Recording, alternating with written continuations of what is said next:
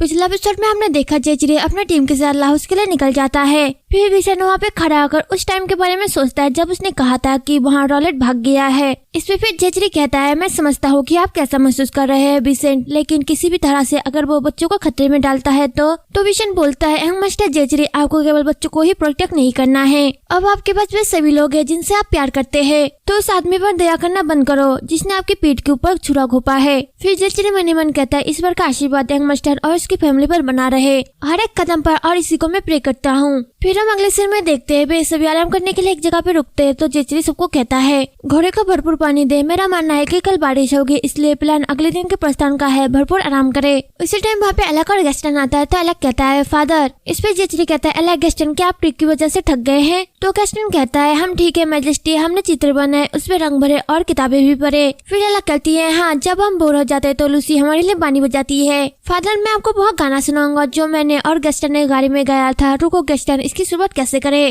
और फिर वो गाने लगते हैं तो जेजरी मनी मन कहता है, एक 5 साल के बच्चे के फादर के रूप में मेरे सेंस मुझे बता रही है कि अगर मैं उसे ऐसे ही छोड़ दूंगा तो वे टाइम पर सोने नहीं जाएंगे। और फिर वो सभी से कहता है, सभी, क्या आप उन बच्चों की थोड़ी ऊर्जा को खत्म करने में मदद कर सकते हैं? इसमें सभी कहता है, यहाँ सब मुझ पे छोड़ दो मैजेस्टी। फिर वो बच्चों से कहता है, बच्चों, खाने से पहले लुका छिपी खेलना चाहोगे? फिर जेजरी दूसरी तरफ देखता है, बियांका लूसी से कहती है, थैंक यू लूसी, जब बच्चे खेल रहे हो तो आप अंदर जाकर आराम कर ले। लूसी के वहाँ से जाने के बाद जेजरी बियांका के पास आता है और कहता है, यहाँ राहत की बात है कि बच्चे गाड़ी की सवारी से थके नहीं, लेकिन वे अभी भी ऊर्जा से भरे हुए हैं क्योंकि वे हर दिन महल के चारों ओर दौड़ते रहते हैं। तो बियांका कहती है, अच्छी बात है कि वे एक्साइटेड हैं, यहाँ सब लूसी की वजह से है। बच्चे बिना बोर हुए ही कई दिनों तक खुशी खुशी पढ़ाई करते रहे हैं। फिर जेजरी कहता है, मुझे पता था कि तुम्हें और बच्चों को अलग अलग गाड़ी में रखना चाहिए था। यहाँ सुन बियांका चौंकते हुए मन ही मन कहती है, उसे तुरंत पता चल गया कि मैं थकी हुई हूँ। और वो कहती है, अगर आप कुछ पल के लिए ही बच्चों से नजर हटा ले तो वो बहुत जल्दी ही बड़े हो जाते हैं। एक दिन यहाँ भी एक प्यारी याद बन जाएगी, इसलिए मैं इसे अपने ऊपर हावी नहीं होने दूंगी। लेकिन जेजरी, मुझे पता ही नहीं था कि लाहौस के रास्ते में एक गांव भी है। तो जेजरी कहता है, यहाँ एक ऐसा गांव है जहाँ से हम पहले नहीं गुजर सके क्योंकि भूकंप के कारण रास्ता खराब हो गया था। यहाँ वहाँ दिन है जब हमने बाहर डेला डाला था, क्या आपको याद है? तो बियांका कहती है, हाँ बिल्कुल, आप मुझे ऑनो नदी के सोर्स पर लेके गए थे। फिर जेजरी कहता है, आपने तो हमें यहाँ भी सुझाव दिया एवोन और गैस पर गाड़ी में ही सोए क्योंकि वहाँ बहुत ही विशाल था। इस पे बियांका कहती है, सचमुच अभी प्लीज उसी बातों को भूल जाओ। यहाँ सभी चीजें उसे देखती है और फिर वो डिस्पेरेट होने लगती है। फिर हम रात का टाइम देखते हैं, एलेक और गेस्टन सो जाते हैं तो बियांका उसे देखती है और कहती है, लूसी, क्या यहाँ थका देने वाला नहीं था? आज दिन ब दिन उन दोनों को एक ही कमरे में लेकर सो रही है। जेजरी और मैं आज के लिए एलेक को ले जा सकते हैं। इसमें लूसी कहती है, यहाँ ठीक है मैडम, सर सब ने उन्हें बहुत अच्छा खेलने का टाइम दिया, इसलिए मुझे लगता है कि आज रात वो अच्छी नींद लेंगे। तो प्लीज आप दोनों हमारी चिंता मत करो, जाओ और एक साथ अच्छा टाइम बिताओ। यहाँ कहकर वो दरवाजा बंद कर देती है। फिर जेजरी कहता है, उसने कहा कि आज रात का आनंद लो, अब क्या? फिर हम बियांका और जेजरी को उनके कमरे में देखते हैं तो बियांका कहती है, आज रात तुम थके नहीं डियर? तो जेजरी कहता है, तुम्हारे लिए मेरी लालसा मेरी थकान को पार कर जाती है। हमें ट्रिप की तैयारी करनी थी और लाहौस तक का यहाँ जुलूस। मेरी वाइफ मेरे बहुत करीब है लेकिन काफी टाइम से हमारे पास अपने लिए टाइम नहीं है। इसमें बियांका कहते हैं, लेकिन हम ठीक से कई दिनों तक नहा भी नहीं पाए क्योंकि हम कई दिनों तक सड़क पर ही थे। तो जेजरी कहता है, फिर एक साथ नहाने के बारे में आप क्या सोचते हैं? फिर हम उन्हें बाथरूम में देखते हैं। बियांका अपने मुंह को धोती है और कहती है, क्या आपको लगता है कि इस कमरे से आवाज बाहर नहीं जाती क्योंकि इस बाथरूम में आवाज काफी गूंज रही है? इस पे जेजरी कहता है, आई होप कि आपकी आवाजें बारिश की आवाजों से ढक जाएगी। इसके अलावा मुझे लगता है कि आपको शर्मिंदा होने में थोड़ी देर हो गई है। तो बियांका कहती है, ओह जोर से मत चिल्ला, हमें अभी भी और भी आगे जाना है, इसलिए आपको इतना ढीला नहीं पड़ना चाहिए। तो जेजरी कहता है, हाँ इस बार हमारे साथ बच्चे भी है, हमारे पास सामान्य कम टाइम हो सकता है, लेकिन हम सिर्फ कुलीन नाइटों के साथ ही ट्रिप कर रहे हैं, इसलिए चिंता ना करो। इस पे फिर बियांका कहती है, अंदर आ जाइए, मैं भी तुम्हें नहलाना चाहती हूँ। फिर जेजरी टब के अंदर जाता है तो बियांका कहती है, डियर, आपको नहीं लगता कि आप युद्ध के बाद थोड़े ढीले पड़ गए हैं? ओहो, यहाँ कहना बुरा नहीं है ना? मुझे नहीं लगा था कि आप टाल दोगे लूसी के हस्बैंड को दंडित करने से। इसमें जेजरी कहता है, मुझे नहीं लगता कि यहाँ बुरा आइडिया है, हमें तब तक इंतजार करना चाहिए तब तक लूसी उससे पनिश ना करे। क्या आपको भी यही लगता है उसे पनिश करना मेरा नहीं बल्कि लूसी का काम है? तो बियांका कहती है, फिर इस टाइम आपकी सबसे बड़ी टेंशन क्या है? मैंने काफी टाइम से सर रॉबर्ट की घुड़सवारी सेना को नहीं देखा है। ऐसा नहीं है कि हम औरों से कम लोगों के साथ निकले हैं। आपने सर रॉबर्ट को और उनके आदमियों को अलग कर दिया था और उन्हें अलग रास्ते पे जाने के लिए कहा था। आपको क्या लगा कि मैं नोटिस नहीं करूंगी? सच तो यहाँ है कि आप ढीले नहीं हुए हैं, आप और भी ज्यादा गहन हो गए हैं। तो जेचिरी कहता है मुझे माफ कर दीजिए, मेरा इरादा आपको धोखा देने का नहीं था, मैं चाहता था कि आप और बच्चे कंफर्ट महसूस करें। तो प्रियंका कहती है मैं आपको डांट नहीं रही हूँ जेचिरी, मैं चाहती हूँ कि आप मुझे बताइए कि आप किससे डर रहे हैं, क्या यहाँ आपके भाई की वजह से है जो भाग गया है। यहाँ सुन जेचिरी प्रियंका को हक करता है और कहता है यहाँ सब मेरी गलती है, मुझे उसे लाहौर में वापस नहीं लाना चाहिए था। तो प्रियंका कहती है आपने कुछ भी गलत नहीं किया है, जो कमीना भाग गया है वही बुरा है, ठीक वैसे जैसे लूसी को अपने हस्बैंड को पनिश करना चाहिए जिसने उसके साथ दुर्व्यवहार किया है। आप अपने भाई को ऑर्नो इसलिए लेके आए क्योंकि आपको लगा कि आपको अपने भाई को पनिश करना यहाँ ड्यूटी है। तो जेचिरी कहता है यहाँ मेरा लालच था कि मैं चाहता था कि मैं अपने भाई का मुकदमा चलाऊं, भले ही मैंने तुम्हें और एलेक को लगभग खो ही दिया था उसकी वजह से, वही मेरा एकमात्र भाई है, मेरी चिंता यहाँ एक नरक है जो मेरी लालसा से पैदा हुआ है। फिर हम दूसरी ओर देखते हैं, एक पर्सन रॉबर्ट से कहता है सर रॉबर्ट इधर आइए। तो रॉबर्ट इस तरफ जाता है और देखता है कि वहाँ किसी ने आग जलाई थी। फिर वहाँ कहता है उस गांव में जाओ जहाँ पे मैजिस्ट्रेट रह रहे हैं और उन्हें यहाँ मैसेज पहुँचाओ। फिर हम दूसरी ओर बिस्कॉन विक को देखते हैं जो कि उसी गांव में होता है। फिर हम एक फ्लैशबैक देखते हैं जहाँ पे बिस्कॉन विक काल कोठरी में बैठकर कहता है देखो कौन आया है, क्या ये मेरा छोटा भाई हमारे फैमिली का गौरव आनंद और मैजिस्ट्रेट ड्यूक ऑर्नो नहीं है। तुम्हें मुझे लाहौर में चूचा मरने के लिए छोड़ देना चाहिए था, क्या तुम सच में इतनी बुरी तरह से मेरा सिर काटना चाहते थे, क्या वहाँ सेक्स दासी थी जिसने सेकंड प्रिंस को मोहित करके उसके डेथ का कारण बनी, मुझे यहाँ वापस लाने का ऑर्डर तुम्हें किसने दिया। इस पे जेचिरी कहता है अब टाइम आ गया, मेरी वाइफ तय करेगी कि तुम्हारे साथ क्या करना चाहिए। हालांकि मैं प्रियंका को किलिंग का ऑप्शन चुनने नहीं दूंगा, कम से कम इस महल में तो नहीं जहाँ हमारा बच्चा बड़ा हो रहा है। तो बिस्कॉन विक कहता है हाँ आपको शायद लगता होगा कि आपकी बात सुनकर मैं आभारी हो जाऊंगा, क्या आप भूल गए कि यहाँ युद्ध आपकी दासी के कारण छिड़ा, यहाँ महल पहले ही कई लोगों के खून से अपवित्र हो चुका है। तो क्या सच में विश्वास करते हैं क्या तुम्हारे औरत के गंदे हाथ सिर्फ इसलिए साफ हो जाएंगे क्योंकि वो मुझे नहीं मारेगी, क्या तुम इस टाइम हमारे भाईचारे के भी इसलिए को बढ़ता हुआ महसूस करते हो, क्या तुम सोचते हो कि इससे मेरे मन में तुम्हारे लिए घृणा खत्म हो जाएगी। जेचिरी हेजिटेट मत करो, इससे पहले कि मैं आपके प्रियजनों को फिर से मारने की कोशिश करूं, मुझे मार डालो।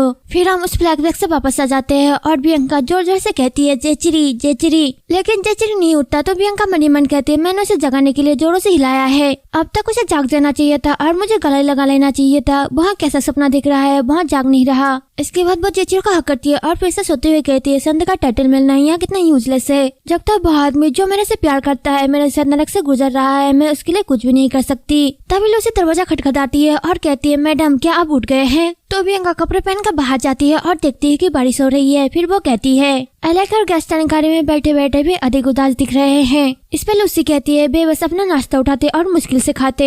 फिर एलेक कहता है मदर क्या गैस्टन और मैं बाहर खेल सकते हैं, हम सावधान रहेंगे ताकि हम भीग ना जाए। इस पे प्रियंका कहती है आपके पास बारिश से बचने के लिए कोई भी जगह नहीं है तो आप कहाँ जाएंगे। तो एलेक कहती है आप सही कह रहे। उसी टाइम लूसी कहती है अस्तबल के बारे में क्या ख्याल है मैडम, हमारे साथ साथ सभी भी होंगे। इसके बाद वो रोप पहनकर वहाँ से जाने लगते हैं, जिन्हें प्रियंका विंडो से देखती है और मन ही मन कहती है हमारे नेट वहाँ पे तैनात है तो मैं श्योर हूँ कि कुछ भी नहीं होगा, लेकिन मुझे फिर भी सतर्क रहना चाहिए। इसके बाद वो जेची की तरफ देखती है और कहती है मैं इस जगह को प्रोटेक्ट करूंगी तो जल्दी से अपने सपने से वापस आ जाओ डियर। फिर हम अस्पताल में देखते हैं सबे और बाकी बच्चे आपस में बातें कर रहे होते हैं। तो एलेक्स सबे से पूछता है अंकल सबे जब हम गांव में पहुंचे तो आपको कैसे पता चला कि बारिश होने वाली है। जब एलेक यहाँ बात पूछता है तो उन्हें एक शख्स दिख रहा होता है। फिर सबे बोलता है यहाँ क्षेत्र एक बड़ा पहाड़ है इसलिए यहाँ अक्सर बारिश होती है और यहाँ पे भूकंप भी आते रहते हैं। आगे वाले दल यहाँ देखने के लिए जांच करता है कि बादल बड़े पर्वत से मिलेंगे। जब उन्होंने देखा कि बादल पहाड़ में फंस गए हैं वे सभी कहते हैं कि थोड़ी देर रुक जाओ क्योंकि बारिश होने वाली है। तो एलेक पूछता है अंकल रॉबर्ट क्या वो पहले दल में है, मैंने देखा वहाँ और अन्य नाइट गायब हो गए। यहाँ सुन सभी मनी मन कहता है वहाँ ड्यूक और डचेस की बेटी है, बिल्कुल सही, वहाँ कितनी ऑब्जर्व है। फिर लूसी उनसे कहती है हाँ मुझे भी एक बात जानना है एलेक, क्या सर सभी आपके घुड़सवारी वाले टीचर है तो फिर आप उन्हें टीचर न करने की बजाय चाचा क्यों कहते हैं। तो एलेक सभी से पूछता है क्या मैं आपको अंकल नहीं कह सकता। तो सभी बोलता है टीचर तो ठीक है लेकिन मुझे अंकल सुनना ज्यादा पसंद है इसलिए आप मुझे इसी नाम से पुकारे। क्या आप जानते हैं कि रॉबर्ट भी यही चाहता है, लेकिन जब आप अगली बार उनसे मिले तो उन्हें अंकल कह के पुकारे। यहाँ से वो दोनों चौंक जाते हैं और कहते हैं अंकल रॉबर्ट। और उसी टाइम वहाँ पे रॉबर्ट का मैसेंजर आता है और वो सभी से पूछता है मैजेस्टी कहाँ है, जिसे देखकर सभी उसके पास जाता है और पूछता है क्या मैटर हुआ है। उन्हें देख एलेक फिर मनी मन कहता है वहाँ आदमी वहाँ टीचर रॉबर्ट के सवारों में से एक है, उनकी बातचीत किस बारे में हो रही है। सभी उनसे बात करने में बिजी होता है और उसी टाइम वहाँ पे विस्काउंट बिग आता है। फिर विस्काउंट बिग उन बच्चों के पास जाता है और कहता है एलेक तुम्हें अपने अंकल के साथ जाना होगा। इसके बाद हम एक फ्लैशबैक देखते हैं जहाँ पे जेचिरी एक एरो बनाता है, तभी उसका फादर पीछे से आता है और उसे उठाते हुए कहता है तो यहाँ वहाँ जगह है जहाँ पे आप थे जेचिरी। फिर जेचिरी कहता है फादर। फिर उसका फादर बोलता है जब आप शिकार कर रहे तो आपके पास उन्हें पकड़ने के लिए एक अंतर्दृष्टि होनी चाहिए। मनुष्य के पास तीखी दांत और नुकीले सिंग नहीं होते हैं, लेकिन वह अपनी बुद्धि के बल से ही जीवित रहता है, इसलिए हम हमेशा अपने तलवारों और तीरों को धार देते हैं। यहाँ सुन जेचरी विस्कॉन्विक को देखता है और कहता है, फादर क्या रॉलेट ने भी आपसे शिकार करना सीखा? फिर उसका फादर बोलता है, हाँ जेचरी, रॉलेट एक अच्छा शिकारी है। इस पे फिर जेचरी कहता है, मैं एक दिन उनके साथ शिकार करने की कोशिश करना चाहूंगा फादर। और इसके बाद जेचरी अपने फ्लैशबैक से वापस आ जाता है और फिर अपने आंखें खोलता है। फिर वो उठकर बैठता है और मनी मन कहता है, मैं शायद पागल हो गया हूँ, मुझे यकीन नहीं हो रहा है कि मैं ट्रिप के बीच में ही इतनी गहरी नींद में सो गया। बियांका बियांका तुम कहाँ हो? फिर जेचरी खिड़की से नीचे की ओर देखता है। वहाँ पर बियांका दौड़ते सौबे के पास जाती है और कहती है, सर सौबे क्या हो रहा है? तो सौबे कहता है, एक अनजान आदमी ने अस्तबल के पीछे पहरेदारों को मार दिया और एलेक और लूसी को वहाँ से ले गया। गैस्पर को किडनैपर को रोकने की कोशिश करते टाइम चोट लग गई। मेरा मानना है कि वह अपराधी भागने वाला रोलेट बिग है। यहाँ सुन जेचरी भी चौंक जाता है और फिर मनी मन कहता है, भाई। फिर हम नेक्स्ट सीन में देखते हैं बिग लूसी और एलेक को कहीं ले जा रहा होता है। तो लूसी रोती हुई कहती है, प्लीज सर नाइट, मैं आपसे विनती करती हूँ, बच्चे को जाने दीजिए। आप मेरे साथ जो चाहे वो कर सकते हैं, लेकिन प्लीज बच्चे को जाने दीजिए। तो बिग बोलता है, चिंता मत करो, मैं अपने भतीजी को कभी नुकसान नहीं पहुँचाऊंगा। बात बस इतनी सी है कि मैंने कभी भी किसी बच्ची की देखभाल नहीं की है, इसलिए मैं चाहता हूँ कि तुम मेरे साथ आओ। आखिरकार हमारे सामने बहुत बड़ी टिप है। तो लूसी कहती है, हम कितनी दूर जा रहे हैं? तो बिग कहता है, पहले पब नेले में, उसके बाद ओरेगन में मैं अपने साथियों के साथ कांटेक्ट करूंगा और फिर ओरेगन की तरफ जाऊंगा। जब बिग उन लोगों को लेके जा रहा था तभी एक पर्सन उनको देखता है। फिर लूसी भी उसी पर्सन को देखती है और मनी मन कहती है, वहाँ व्यक्ति, और वो वहाँ पे रुक जाती है। तभी बिग भी उसके हाथ को जोर से खींचने लगता है और उसे याद आता है कि उसका हस्बैंड भी उसके साथ ऐसा ही करता था और तभी वहाँ गिर जाती है। जैसे लूसी नीचे गिरती है तभी वहाँ पर्सन दौड़ते हुए आता है और बिग से पूछता है, क्या वो ठीक है? इस पे बिग बोलता है, तुम्हें चिंता करने की जरूरत नहीं है, मेरी वाइफ थक गई होगी। फिर वो पर्सन बोलता है, क्या ऐसा है? हालांकि आपके पास एक बेहोश बच्चा है और एक लेडी जो इस भारी बारिश में बेहोश होने वाली है। क्या आप उन्हें पहाड़ों में ले जाएंगे जहाँ पे भूकंप हो सकता है? मुझे लगता है कि मैं ऐसी चीजों को नजरअंदाज नहीं कर सकता। फिर वो एक चाकू निकालता है और बिग के गले में रखते हुए कहता है, धीरे से बच्चे को उस लेडी को सौंप दो। इस पे बिग बोलता है, तुम शायद पागल हो गई हो, तुम इस तेज तूफान के दौरान पहाड़ों में मुझे ब्लेड से धमका रहे हो। तो वो पर्सन बोलता है, आप मुझे यहाँ बताने की सिचुएशन में नहीं है, तो धीरे धीरे पफत जाए। यहाँ सुन बिग एलेक और लूसी को सौंप देता है और फिर वहाँ से भाग जाता है।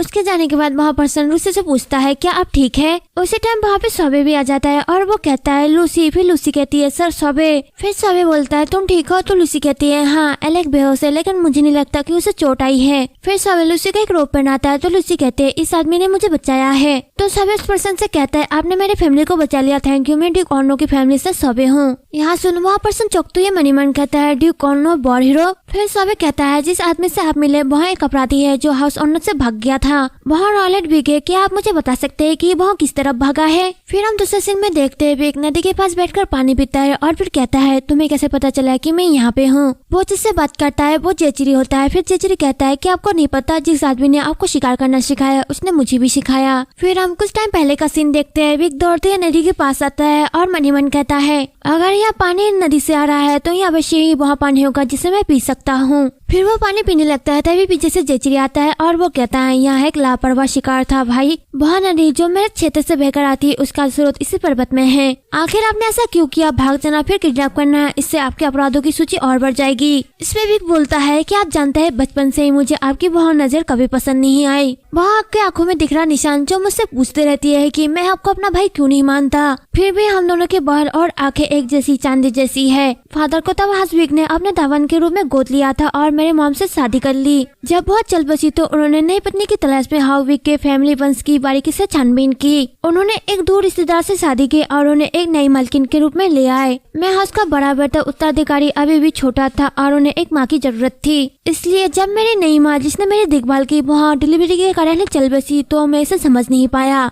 मुझे समझ में नहीं आया कि मुझे बड़ा क्यों होना पड़ा और अपनी बातें आप जैसे बिगड़ेल बच्चे के साथ साझा क्यों करूं। मैं हाउसविक का एकमात्र उत्तराधिकारी हूँ जेचरी। तो तुम्हारी हिम्मत कैसे हुई? यहाँ मेरे दादाजी का घर है और मेरी मॉम का। क्या तुमको पता है कि मुझे इससे कितनी घृणा होती है? आपकी आंखों में उस आत्मविश्वास की भरी नजर को देखना जैसे कि आप हाउस बिक के ही बैठे हैं। मैंने तुम्हें अपने क्षेत्र से बाहर निकाल दिया, इसलिए मेरे लिए यहाँ देखना बहुत ही मजाक वाली बात थी। आपने उस कुलीन लड़की की घर की जिम्मेदारी संभाल ली और ऐसे जिए जैसे कि आप सच में एक अभिजात वर्ग के हैं। फिर जेचरी कहता है, बस इतना ही कहना है। आपने जो भी आलोचना मेरे बारे में की मैंने उसे दिल से लिया। लगभग मैंने अपनी कीमती चीजें खो दी थी। अब टाइम आ गया है कि मैं उस नरक से बस निकलूं जिसे मैंने बनाया है, जबकि आप अभी भी पास्ट में जी रहे हैं। फिर जेचरी अपने शॉट को निकालता है और बिग के गर्दन पर रखते हुए कहता है, अपराधी लॉरेंट बिग। आपके जेल तोड़ने के अपराध के लिए कोई भी मुकदमा नहीं होगा, तुमको यहीं फांसी दी जाएगी। तो भी एक शॉट को देखता है और फिर जोर से हंसने लगता है। फिर वहाँ कहता है अपनी ओर देखो जेचरी, इससे कोई फर्क नहीं पड़ता है कि आपकी प्रशंसा एक महान गार्ड या फिर एक हीरो ड्यूक के रूप में की जाती है। आप चाहे तो एक महान व्यक्ति का मुखौटा पहन सकते हैं, लेकिन शिकारी कुत्ते जैसा स्वभाव बिल्कुल भी नहीं बदला है।